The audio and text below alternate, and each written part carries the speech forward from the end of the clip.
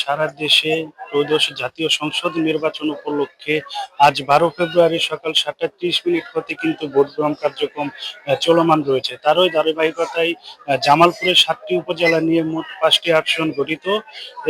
এই জেলায় মোট কেন্দ্র হচ্ছে 623টি।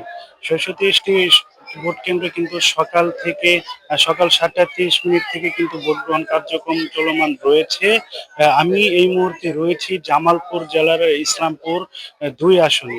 এই উপজেলায় আমি এখন রয়েছি দক্ষিণ চীনাডলি সরকারি প্রাথমিক বিদ্যালয় ভোট কেন্দ্র মাঠে।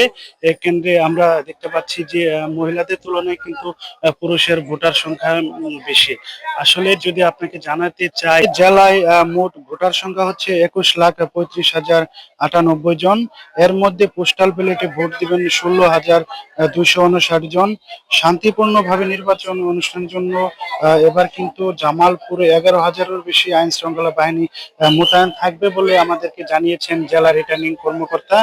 এর মাঝে আমরা ইতিমধ্যে ইসলামপুর আসনে কিন্তু একাধিক ভোট কেন্দ্র পরিদর্শন করেছি, যার কোনোটিতে এখন পর্যন্ত কিন্তু আমরা কোনো ভোট কেন্দ্রে অপ্রীতিকর কোনো ঘটনার সন্ধান পাইনি।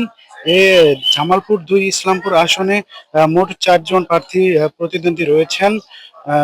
আলহাজ সুলতান মাহমুদ বাবু, তিনি বিএনপি মনোনীত প্রার্থী, ধানের শীষ প্রতীকে লড়ছেন। জামায়াত ইসলামী মনোনীত প্রার্থী ছামিউল হক, যার প্রতীকী হচ্ছে দাড়িপাল্লা। আরো একজন রয়েছেন সুলতান মাহমুদ, তিনি ইসলামী আন্দোলন বাংলাদেশের হাত পাখা প্রতীকে লড়ছেন। এছাড়াও রয়েছেন ওয়ারেস খান, স্বতন্ত্র প্রার্থী, যার প্রতীক হচ্ছে ঘোড়া। এছাড়াও একটি বিষয় লক্ষ্য করা যায়, সেটি হচ্ছে যে উপজেলার বিভিন্ন পয়েন্টে কিন্তু আমরা সেনাবাহিনী, র্যাব এবং কি বিজিবি, আনসার সহ পুলিশের স্টার্টিং ফোর্স সহ কিন্তু অনেক প্রার্থীকেই আমরা দেখেছি যারা ভোট দিয়েছেন খুবই শান্তিপূর্ণ পরিবেশে, এবং কি তারা কিন্তু সন্তোষ প্রকাশ করেছেন আইন শৃঙ্খলা বাহিনীর প্রতি যে এখন পর্যন্ত জেলা এবং কি উপজেলায় কোনো আইন শৃঙ্খলার অবনতি ঘটেনি, এবং কি প্রশাসনের পক্ষ থেকে কিন্তু সর্বদা সোচ্চার রয়েছেন যেন কোনো অপ্রীতিকর ঘটনা না ঘটে। এজন্য আইন শৃঙ্খলা বাহিনী কঠোর অবস্থানে রয়েছেন। জামালপুর ইসলামপুর থেকে এই ছিল আমার কাছে নির্বাচনী সর্বশেষ।